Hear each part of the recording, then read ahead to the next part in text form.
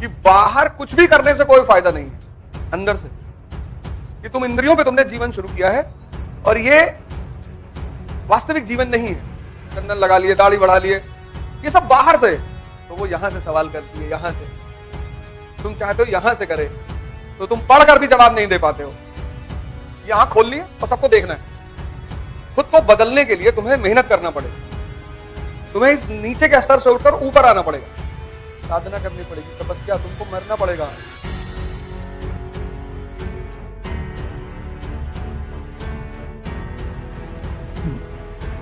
जय हिंद फ्रेंड्स। दो सन्यासी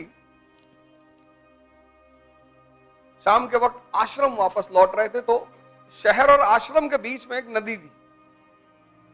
कहानी को ध्यान से सुनना, कहानियां बहुत इंपॉर्टेंट होती। तो जब दोनों नदी में पहुंचे तो वहां एक स्त्री बैठी हुई थी। नदी की धारा तेज थी, तो उस स्त्री ने उन दोनों सन्यासियों से कहा कि हमको भी नदी पार करा दीजिए। तो उसमें एक बुजुर्ग सन्यासी था, एक जवान था। तो बुजुर्ग सन्यासी ने सोचा तो मदद कर दूं, फिर कहा नहीं, मैं स्त्री को छू लूं तो कहीं मेरा ब्रह्मचर्य ना भंग हो जाए।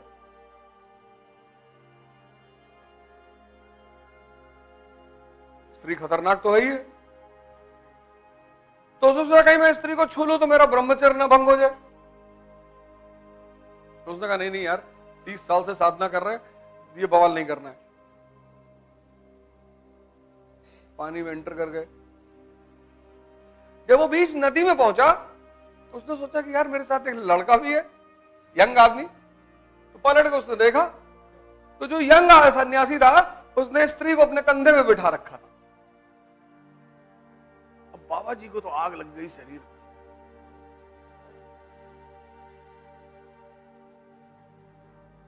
उसने स्त्री को वहीं उतार दिया नदी के किनारे। दोनों फिर आश्रम की तरफ बढ़े। तो जब आश्रम के दरवाजे में पहुंचे तो उस बुजुर्ग सन्यासी ने उस यंग सन्यासी से कहा कि गुरु जी से शिकायत करूंगा, आज तुमको निकलवा दूंगा आश्रम से। उसने कहा क्यों? कहा तुमने एक लड़की को अपने कंधे बिठाया है। अरे उसने कहा गुरु जी मैं तो नदी के किनारे उतारा, आप तो अभी भी बैठाए हो।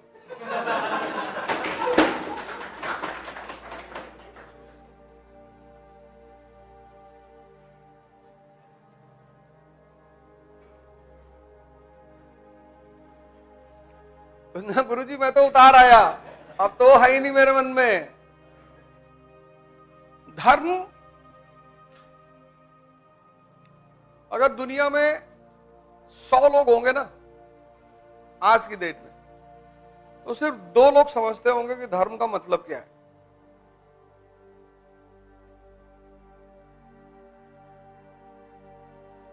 बस सिर्फ 2 लोग। इसीलिए जब कोई वास्तविक धर्म की बात करता है तो बाकी लोग उससे बहुत नाराज हो जाते हैं।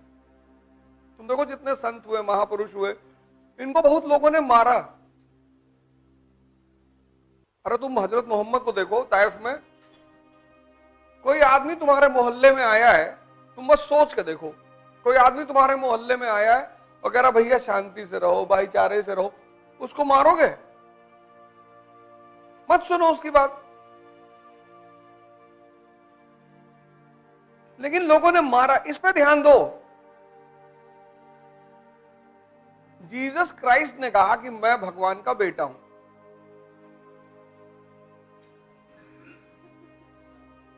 उनको लोग पागल भी तो मान सकते थे, लेकिन कोई बात रही होगी तब लोगों ने मारा।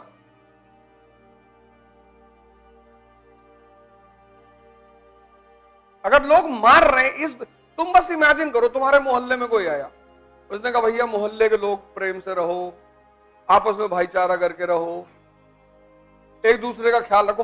अब इस बात पे कौन मारेगा बताओ? क्योंकि तुमने सोचा इस बात को? तब पर भी लोगों ने मारा।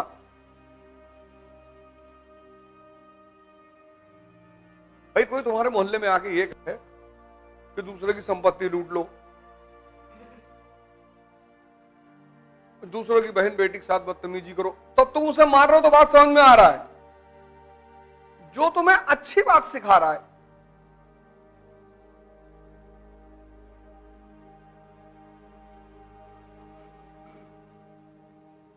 उसकी सिर्फ एक वजह है, जब भी तुम्हें कोई परिवर्तन के सूत्र बताएगा, थ्योरेटिकली तुमसे बातें की जा रही, कोई फर्क नहीं है, पंडित, मौलाना, पुरोहित, पादरी, ये तुमसे थ्योरेटिकली कोई चीज बता रहे हैं, ये तुम्हें बाहर से धार्मिक बना रहे हैं, बाहर से चंदन लगा लिए, दाढ़ी बढ़ा लिए, ये सब बाहर से।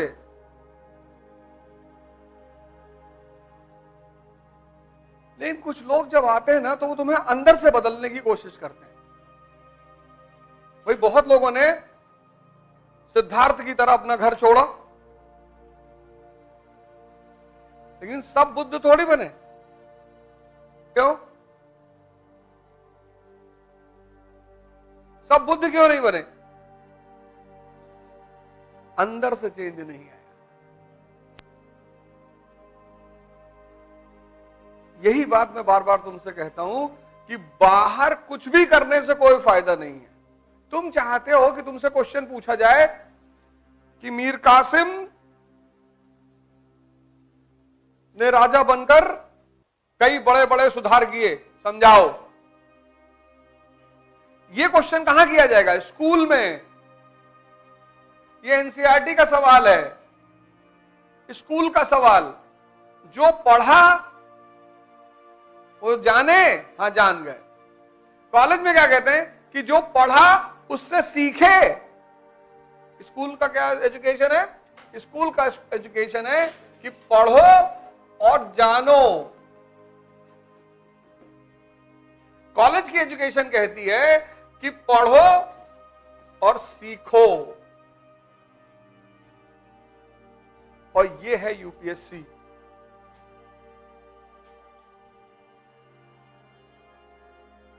तो वो यहां से सवाल करती है, यहां से। तुम चाहते हो यहां से करे, तो तुम पढ़कर भी जवाब नहीं दे पाते हो। ये है तैयारी।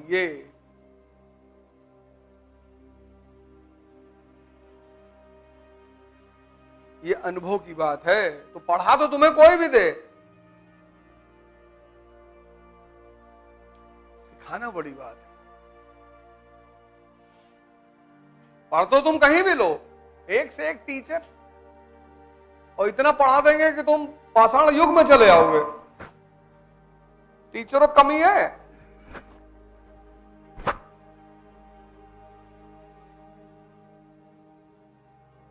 तो पुरोहित तुमसे क्या कहेगा? अब ये तुम्हें पुरोहित भी पढ़ा देगा, प्रीस्ट, और अच्छा पढ़ाएगा। इतना मैटर लिखवा देगा कि तुम झन्नाटे में आ जाओगे कि अरे भैया,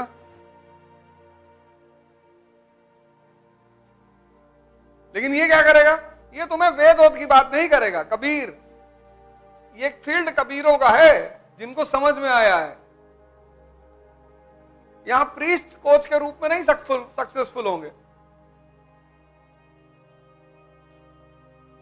कबीर यहां कहते हैं दान पुण्य करो, जन्नत मिलेगी तुमको।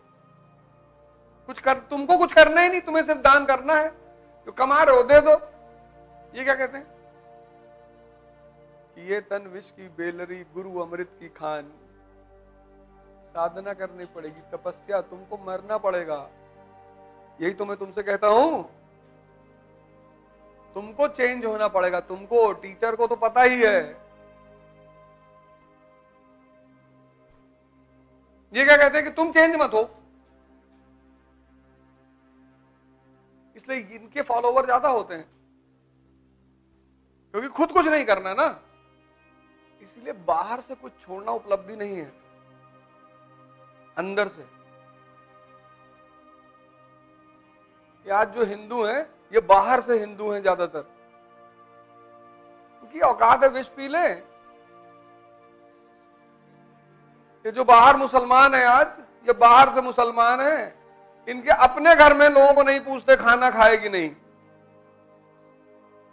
ये मोहम्मद साहब कहते हैं तुम्हारे घर के 13 घर इस तरफ, 13 घर इस तरफ, 13 घर इस तरफ, 13 घर इस तरफ, कोई भूखा ना सोए। ये मानते हैं इनके खुद के घर में लोग भूखा सो रहे हैं। सब फर्जी है, सब फर्जी है। भगवान शंकर कौन? जो दूसरे का जहर पी ले, जो दूसरे का कष्ट हर ले। जहर थोड़ी बाजार में गए जहर ले आए पी लिए। भाई कोई परेशानी है, आपने उसकी परेशानी में अपनी भूमिका निभा दी, आप उसके लिए भगवान ही हो गए। किसी को आपने मुसीबत से निकाला, आप उसके लिए भगवान नहीं हुए? तुम्हें कुछ करना ही नहीं जीवन में, तुमको सिर्फ समाज को देखना है। ये आंख खोलनी है और सबको देखना है। जो तुम्हारे गरीब रिश्तेदार हैं उनको तुम नहीं पूछते, जो तुमसे अमीर रिश्तेदार है वो तुमको नहीं पूछते। सिंपल, यही तो चल रहा है। भाई हमारा कोई रिश्तेदार का रिक्शा चला रहा है तो हम उससे सबसे थोड़ी बताएंगे भैया ये मौसा है हमारे कानपुर में रिक्शा चलाते हैं। तो जो हमारा रिश्तेदार मिनिस्टर है वो हमें क्यों बताएगा? तब हम कहते हैं कि घमंडी है, पहले भीख मांगते तो मंत्री हैं, अब देखो हम नहीं जानते क्या? सब जानते हैं इनके बारे में। अबे तो तुम भी तो घमंडी हो। तुम कौन सा अपने नीचे वाले को एंटरटेन करते हो? और सब यही करते हैं। कौन नहीं करता है? जो नहीं करता है वो भगवान है। अभी तो सुदामा वाला प्रसंग इतना सुनाया जाता है क्योंकि ये भगवत्ता के लक्षण हैं। देख सुदामा की दीन दशा, करुणापति के करुणा कर रोए। कपड़ा फटा है, तो सुदामा को देख के अपनी बीवी के सामने और जाके पकड़ ली। आदमी डिस्टेंस कौन है? हटाओ उसको, बाहर लगाओ। तुम जिससे अपना संबंध जोड़ते हो वो तुम्हारा स्टेटस बताता है।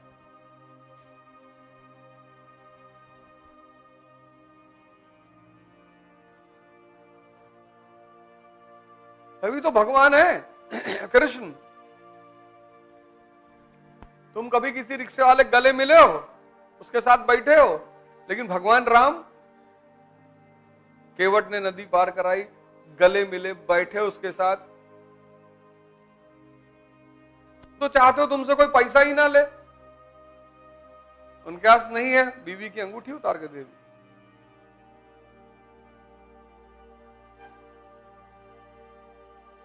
उनके पास नहीं है, बीवी की अंगूठी उतार के दे लो। तुम भगवान हो जाओगे। जिसके अंदर भगवत्ता के लक्षण हैं,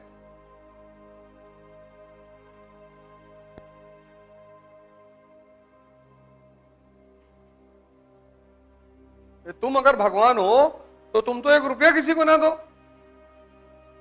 भगवान है, हो गया, जाओ। भाई शंकर जी ने मकान बनवाया, गृह प्रवेश किया, तो रावण के पिता को बुलाया पूजा कराने के लिए। उनसे कहा भाई मांग लो दक्षिणा जो मांगना है। उसने वही मकान मांग लिया। यहां कितने मिनिस्टर और अधिकारी हैं जिनके यहां बर्थडे पार्टी वगैरह होती है तो वो पैसा देते हैं।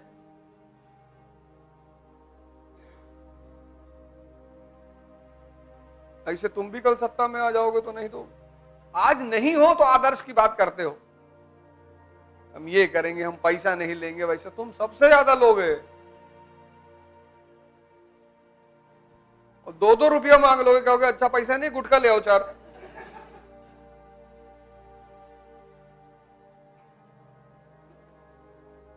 बड़े सारे लोग हैं, अच्छे पदों पे बैठे, कोई मिलने आए, अरे खाली हाथ चले जाओ, 4 गुटखा ले आओ बाहर से, तो तुलसी लिया ना।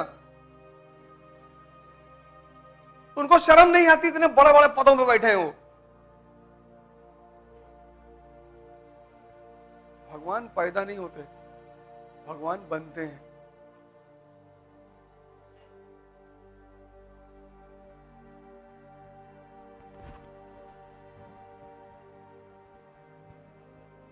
किसको? भगवान शंकर को। ताना दे रहे कि नहीं दे रहे? एकदम दे रहे। लो भैया। इसीलिए इलाहाबाद, कानपुर, बनारस सारी कोचिंगें टूट गई, सब दिल्ली पहुंच गए। दिल्ली पहुंचने से फायदा यह हुआ कि दिल्ली में आके कोई तुमसे डिस्काउंट नहीं मांगेगा। किडनी बेच के आएगा लेकिन वो आपको पैसा देगा पूरा। सुनते ही नहीं वहां लोग, सुनते ही नहीं।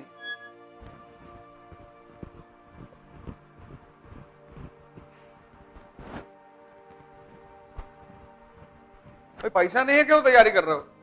अरे ऐसे क्यों बोल रहे हो? हाँ तो करो। और अब तो सबसे बड़ी चीज क्या, ऑनलाइन आ गई चीजें। 6-6, 5, अब 7-7 हजार का पूरा जीएस का कोर्स नहीं है।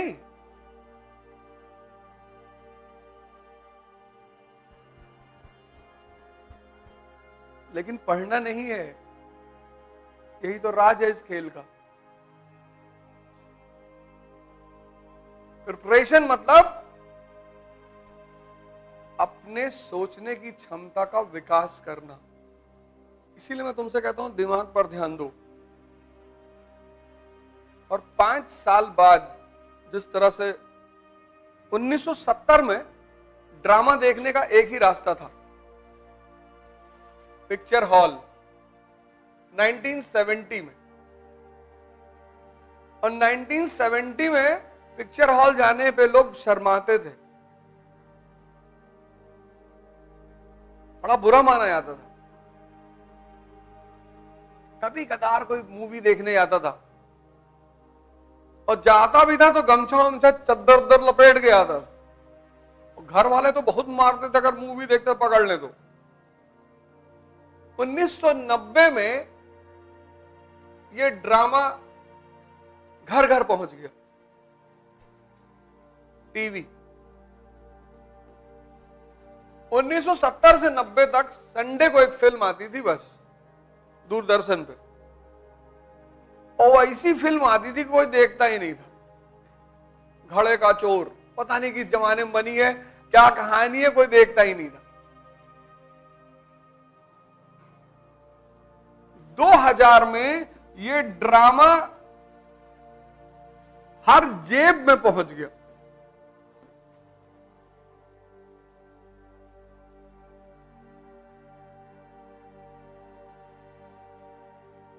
सत्तर, 90, 2000 या हर जेब में पहुंच गया।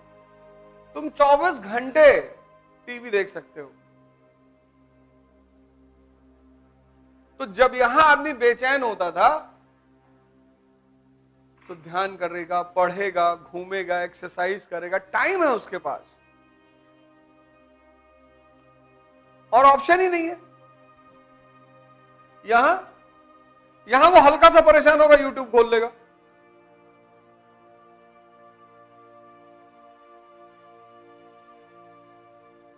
आज से ठीक 5 साल बाद तुम देखना, गारंटी आधी जनसंख्या इस देश की पागल होगी, और उसको साथ रहने के लिए हमें भी बनना पड़ेगा।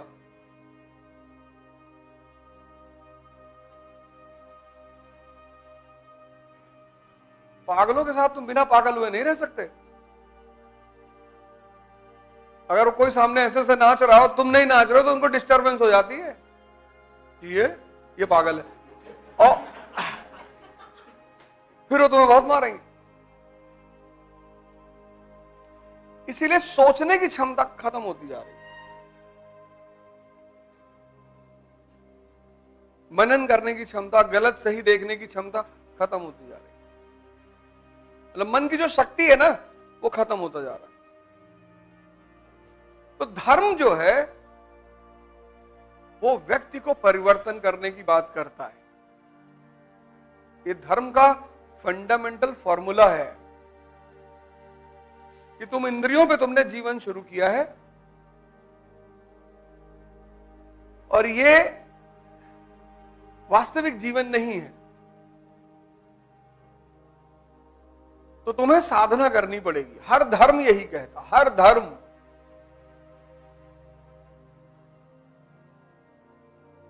खुद को बदलने के लिए तुम्हें मेहनत करना पड़ेगा,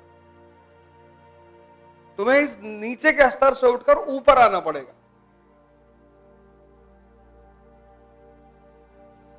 ऐसा कोई धर्म ही नहीं जो ये ना कहता हो।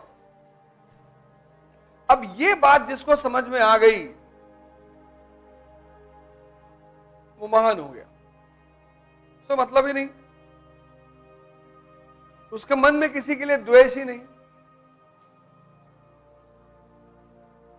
क्योंकि जब सब एक ही बात कह रहे हैं, धर्म में अंतर कहां है? कल्चर को लेकर।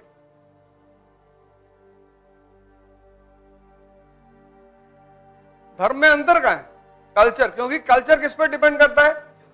और हिंदुस्तान जैसे देश में जहां यूनिटी इन डाइवर्सिटी है, कश्मीर, तमिलनाडु, अलग अलग ज्योग्राफिकल कंडीशन है, ज्योग्राफी, गुजरात, नॉर्थ ईस्ट, अलग अलग ज्योग्राफिकल कंडीशन है, तो जिस देश में डाइवर्सिटी है वहां तो धर्मनिरपेक्ष होना ही पड़ेगा।